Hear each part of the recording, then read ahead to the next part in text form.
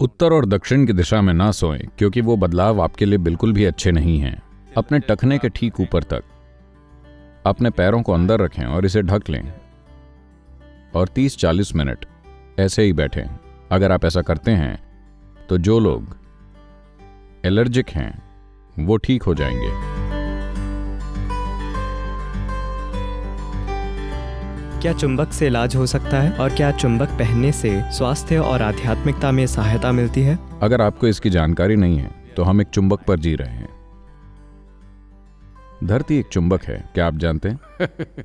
इसका एक उत्तरी और एक दक्षिण ध्रुव या पोल है और हम एक चुंबक पर जी रहे हैं।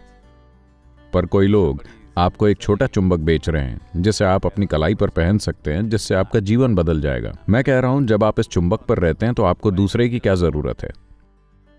ये एक काफी बड़ा चुंबक है और ये काफी प्रभावी है और आपका शरीर भी इसी चुंबक का एक हिस्सा है और ये अपने आप में एक चुंबक है।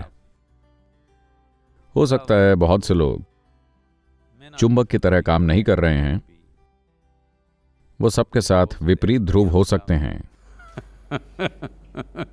या फिर एक ही ध्रुव जिससे हर कोई दूर होना चाहता है। तो बाजार की ताकतें बहुत कुछ कहती हैं।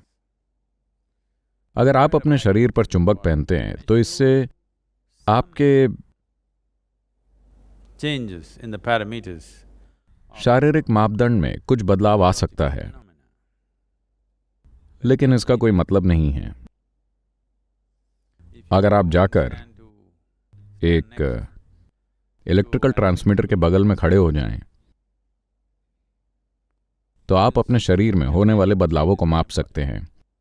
अगर आप किसी पेड़ के पास खड़े हो जाएं, तो आप वाकई अपने शरीर के बदलावों को माप सकते हैं। अगर आप खड़े होते हैं तो आपका शरीर एक तरह से काम करता है। अगर आप सिर्फ जमीन पर लेट जाएं तो ये एक अलग तरीके से काम करेगा। इसे समझते हुए हमने आपसे कहा, उत्तर और दक्षिण दिशा में न सोएं, क्योंकि ये बदलाव आपके लिए बिल्कुल भी अच्छे नहीं होंगे। तो क्या मुझे चुंबक पहनना चाहिए? जरूरी नहीं है। उससे कुछ बदलाव हो सकते हैं।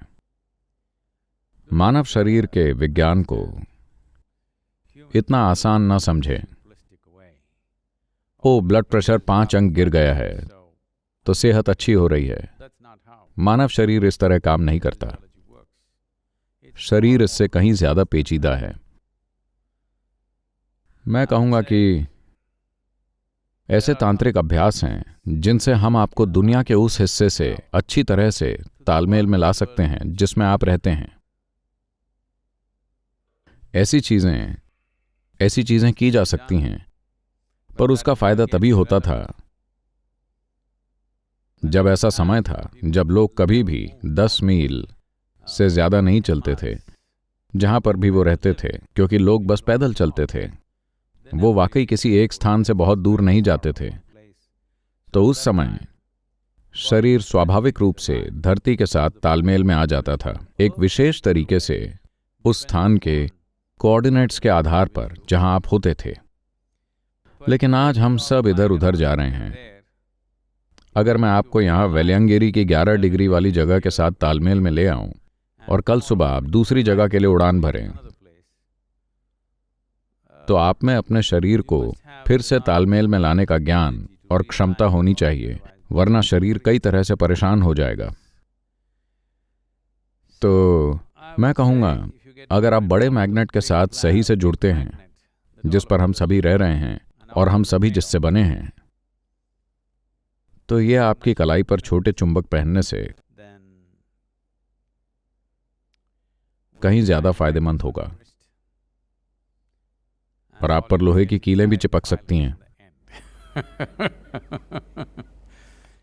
तो सुबह आप ये कर सकते हैं, शांभवी करने के बाद किसी मैदान में एक छोटा गड्ढा खोदें। आपके लिए नहीं, केवल 2 फीट, और बस अपने टखने के ठीक ऊपर तक अपने पैरों को अंदर रखें और उसे ढक लें और 30-40 मिनट बैठें बस। धरती से जुड़े रहें। आपका शरीर खुद को बड़े चुंबक के साथ तालमेल में ले आएगा और आपको अपनी कलाई या अपने टखने पर चुंबक नहीं पहनने पड़ेंगे। वो चुंबक खरीदने की बजाय आप 2 फीट गहरा गड्ढा खोदकर उसमें अपने पैर रखकर उसे ढक दें। आपका सिस्टम बड़े चुंबक के साथ बहुत अच्छे से तालमेल में आ जाएगा और इससे कई चीजें जुड़ी हुई हैं, कई सारी चीजें। आपने भारतीय योगियों को गले तक मिट्टी में दफन होने के बारे में सुना है? मैं वही सुझाव देने वाला था, पर मुझे पता है कि आप वो नहीं करेंगे, इसीलिए मैंने पैर कहा। तो बस पैरों को मिट्टी में गाड़ दें। अगर यह वाकई मददगार है तो आप गर्दन तक खुद को गाड़ सकते हैं, यह अच्छी तरह काम करता है। वरना लोग एक सरल कॉस्मेटिक तरीका अपना रहे हैं। वो मिट्टी का स्नान या मड बाथ ले रहे हैं। धरती में दफनाया जाना बेहतर होगा। But the watered down version of being buried up to your neck is mud bath. You can try any one of them. लेकिन आपकी गर्दन तक दफन होने का आसान तरीका मिट्टी का स्नान है।